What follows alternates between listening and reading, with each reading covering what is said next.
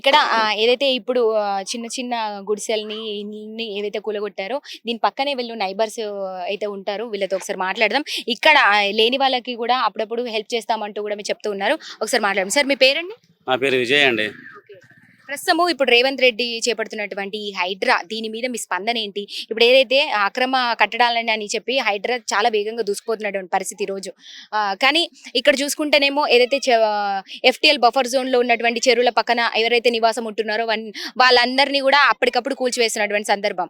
మరి దీని మీద మీ స్పందన ఎట్లా ఉంది? ఏంటి ఇప్పుడు చూస్తే నిరుపేద కుటుంబాలు రోడ్డున పడ్డటువంటి పరిస్థితి. మరి మీరేం చెప్తారు? పేద కుటుంబాలనే రోడ్డు మీదనే పడ్డాయి కదండి. ఏదైనా చెరువు మామూలుగా కబ్జా చేసినట్టు ఎటువంటి ఆధారాలు ఉన్నా, లేకపోతే చెరువు ఎఫ్టీఎల్ మొత్తం మునిగిపోయిన ఏదైనా ఆధారాలు ఉంటే వారిని ఈ Hydraa commissioner sir Ranganath sir ఎవరైతే ఉన్నారో దాని వెలిగిన ప్రభుత్వం కొత్తగా ఏర్పాటు చేసిన హైడ్రా దానికి చైర్మన్ సంబంధించిన మన రేవంత్ రెడ్డి ఎవరైతే ఈ ప్రభుత్వం ఉందో వీళ్ళందరూ ఒకసారి గమనించాలండి. చెరువు ప్రభుత్వంలో వచ్చి చెరువు ఎంత వరకు ఉంది, సర్వే చేద్దామా లేదా, ఆ సర్వే చేస్తే ఇంత ఎన్ని ఎకరాల్లో వస్తుంది అవన్నీ చూడకుండానే నువ్వు ఉన్న పేద ప్రజలు దాదాపు 15 ఏళ్ల నుంచి 20 ఏళ్ల నుంచి 10 ఏళ్ల నుంచి ఇక్కడ అంతా గుడిసెలు వేసుకొని ఉన్నారు. వాళ్ళు ఓన్లీ ప్లేన్ భూమి దగ్గర వాళ్ళు వేసుకుని చెరువు నుంచి దాదాపు 100-150 మీటర్ ఇంకా దూరంలో ఉన్నారు. వాళ్ళు దగ్గర ఉన్న విల్లాస్ని ఫామ్ హౌస్ని వదిలేసి మీరు కొత్త కన్స్ట్రక్షన్ ఏదో చేస్తున్నాం, అది కూడా కొత్త కన్స్ట్రక్షన్ లేనే లేదు. ప్రజెంట్లో సున్నం చెరువుల బయట విషయం అయితే మాకు తెలియదు, మేము చూస్తలేము. కానీ ఈ సున్నం చెరువు ప్రాబ్లం కొత్త కన్స్ట్రక్షన్ ఏం లేనే లేదు. రంగనాథ్ సార్ చెప్పినట్టు ఆయన ఎప్పుడు వచ్చి సందర్శించడం మాకైతే తెలియదు. కానీ సార్ మొత్తం ఉన్న వాటివి లేని వాటివి మొత్తం కూల్చిండు. ఒక పాత అపార్ట్మెంట్ ఏమైతే ఉందో అది మొత్తం నేల మట్టం చేసిండు.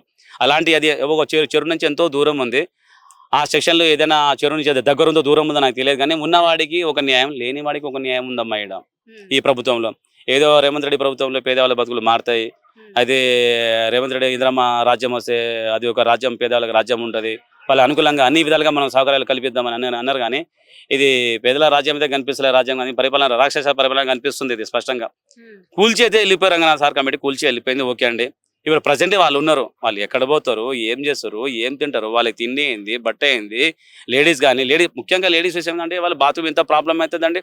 ఎక్కడని పోతారండి వాళ్ళు ఈ చీకట్లలో? మొత్తం మీద వానలు పడుతున్నాయి, వర్షాలు వస్తున్నాయి, మొత్తం ఈ రకంగా చూడు. అవును, ఇక్కడ మొత్తం వాళ్ళు ఒకసారి గమనించి చూసి మీరు ఇక్కడ నుంచి వెళ్ళిపోవాలని చెప్పాలి, ఒక టైం ఇవ్వాలి, ఒక సందర్భం ఉంటుంది. ఆ టైంలో వచ్చి యాక్షన్ తీసుకోండి. కానీ చుట్టూ ఉన్న వాటికి వదులుకొని నువ్వు ఉన్నదానికి నేను కూల్సా అంటే ఇది ఎంతవరకు న్యాయం అండి? ఇది చాలా తప్పండి. ఇది పేదవాళ్ళ న్యాయం జరగాలని ఒక్కొక్కసారి ఒక రకంగా ఆలోచించండి. మీరు ఆలోచించే నిర్ణయం తీసుకోండి. ఇదండి మేము మీడియా ద్వారా కోరుకుంటాం, న్యాయం కావాలని. ఇప్పుడు గత ప్రభుత్వం ఉన్నప్పుడు ఎట్లా చేపట్టింది ఇదైతే దీని మీద మనం ఎక్కువ చూడలేము. బట్ గత ప్రభుత్వానికి ఈ ప్రభుత్వానికి తేడా ఏంటంటారు? ఈ ప్రభుత్వం ఎట్లా పనిచేస్తుంది, దీని మీద ఏం చెప్తారు? గత ప్రభుత్వం ఎట్లా ఉందంటే ఇప్పుడు కేసీఆర్ చూడు, ఒక రకంగా చూడు, అందరికి యావత్ ప్రపంచం మొత్తం తెలిసిన విషయం ఏంటంటే గత ప్రభుత్వం 10 ఏళ్ళు పరిపాలించింది. ఆ మానవుడు ఏం చేసిండు? ఆయన ఆ రోజుల్లో తెలంగాణ మొత్తం యావత్ తెలంగాణ ప్రజలు మొత్తం నిరాహార దీక్ష చేసి తెలంగాణ సాధించిండు. ఆయన 10 ఏళ్ళు పరిపాలన చేసిండు.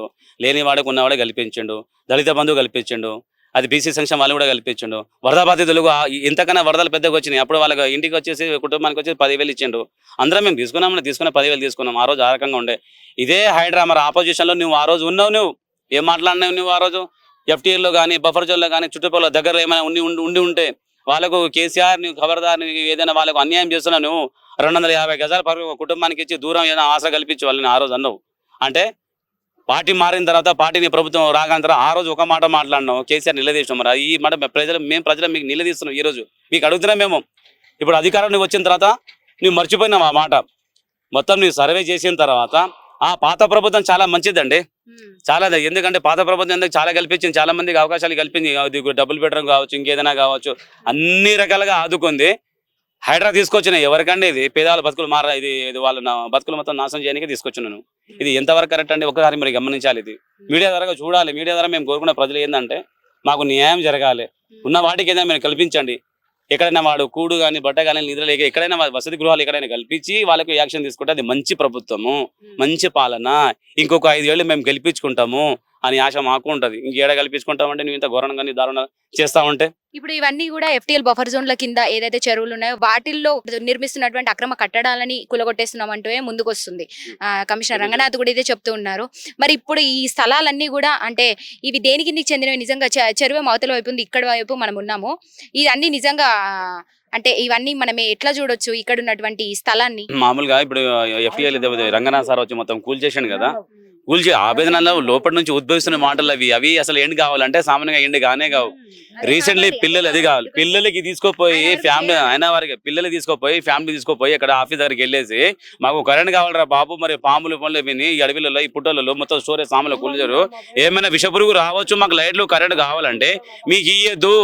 డిఏ సార్ కూడా చెప్పిండు, ఏఈ సార్ కూడా చెప్పిండు, మీకు కరెంట్ రాదు, మీకు లెటర్ ఇస్తారా? ఎవరు ఇస్తారు లెటర్? రికమెండేషన్ ఎవరు ఇస్తారండి? సండే రోజు వాళ్ళు కూల్చినప్పుడు మాత్రం ఎవరు లెటర్ ఇయ్యరు, ఎవరు రికమెండేషన్ ఏం పని చేస్తలేవు ఇక్కడ. మొత్తం కవిత మంత్రి మండలి మొత్తం మాట్లాడుకొని వాళ్ళు నిర్ణయించడము. డిఈ సార్ వచ్చేసి మొత్తం మీటర్లో మొత్తం తీసుకోపోయాడు, మీటర్ సెక్షన్ తీసుకోపోయి సపరేట్ అండి. ఇంకా జిహెచ్ఎంసీతో పాటు వాళ్ళు సామాన్ సపరేట్ తీసుకోపోతారు, వాళ్ళు సపరేట్ ఉండబోతారు. మీటర్ వచ్చి వాళ్ళు తీసుకో సార్ మీరు ఇక్కడ మీటర్ తీసుకోపోతారు అంటే మీకు ఇక కరెంట్ మొత్తం కరెంట్ బంద్, మీటర్ తీసుకోపోతున్నాం, వాటర్ బంద్, ఇవన్నీ సమస్యలు తీసుకోపోతే మీకు అన్ని ఇంక్లూడ్గా మొత్తం కంప్లీట్ బంద్ చేస్తే మీరు ఇక్కడ నుంచి తరలి వెళ్ళిపోతారు, అదే మా నిర్ణయం అని చెప్పారు. సో మీడియా ద్వారా కావచ్చు, మేమందరం మా పబ్లిక్ ఆవేదన మీకు చెప్తున్నాం. మీరు దయచేసి మీరు మీతో మాకు న్యాయం కావాలని శ్రీమతి రేవంత్ రెడ్డి చూడాలి మేము కోరుకుంటున్నామండి. ఎప్పటి నుంచి ఉంటున్నారు ఇక్కడ? 12 సంవత్సరాలు అయింది. ఆఫీసర్ నుంచి అంటే ఎప్పుడు కూల్చివేయడం జరిగింది, మీకు ఏం చెప్పలేదా? మాకా ఏం చెప్పలేదు, ఇట్లా వచ్చిండ్రు దానికి ఇరగొడదామని చూసిండ్రు, ఇంకా దానికి ఇరగొడదామని చూసిండ్రు, ఇంకా చెప్పిండ్రు ఏమైనా సామాన్లు అంటే తీసుకోండి అని చెప్పిండ్రు.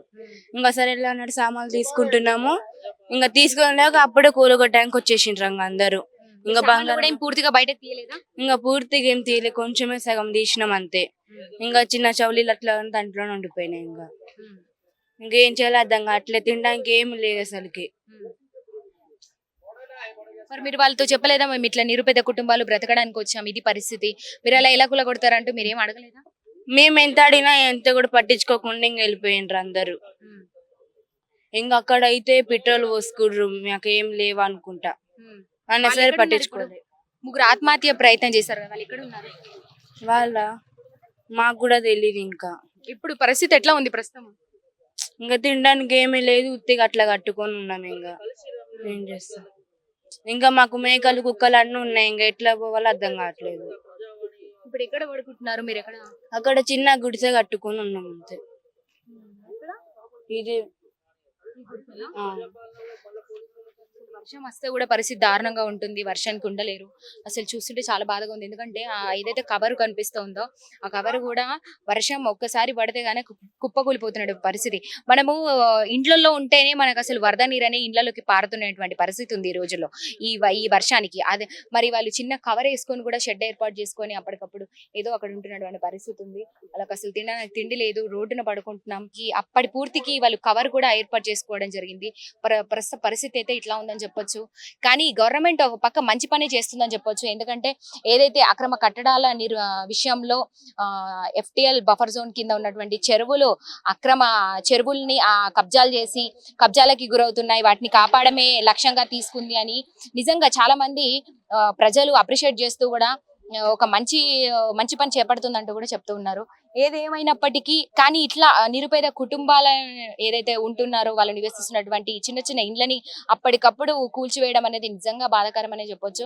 ఎందుకంటే చూస్తున్నారు కదా, చాలా దారుణంగా ఉంది పరిస్థితి. ఇక్కడ ఏదో చిన్న చిన్న షెడ్లు వేసుకొని దాదాపుగా 10 సంవత్సరాల నుంచి బ్రతుకుతున్నామంటూ కూడా చెప్తున్నారు. ఇది ఇలా పెడితే మనం నిన్న చూసాం కదా, దాదాపు 3 ఆత్మహత్య యత్నం అయితే చేశారు, కిరోసిన్ పోసుకొని ప్రాణాలు తీసుకునేటువంటి పరిస్థితి ఏర్పడింది. 3 ఎవరైతే 2 భార్య భర్తలు, అదేవిధంగా ఇంకొకరు 3 కూడా 2 కుటుంబాలకు చెందినటువంటి 3 ప్రాణాలు వదిలడానికి కూడా సిద్ధమైనటువంటి పరిస్థితి. అంటే ఇప్పుడు ఏదైతే ఈ అక్రమ నిర్మాణాలు కూల్చివేసినటువంటి నేపథ్యంలో ఒక మనిషి ప్రాణాల మీదకి తీసుకొస్తుంది హైడ్రా అంటూ కూడా చాలా ఆవేదన వ్యక్తం చేస్తున్నారని చెప్పొచ్చు.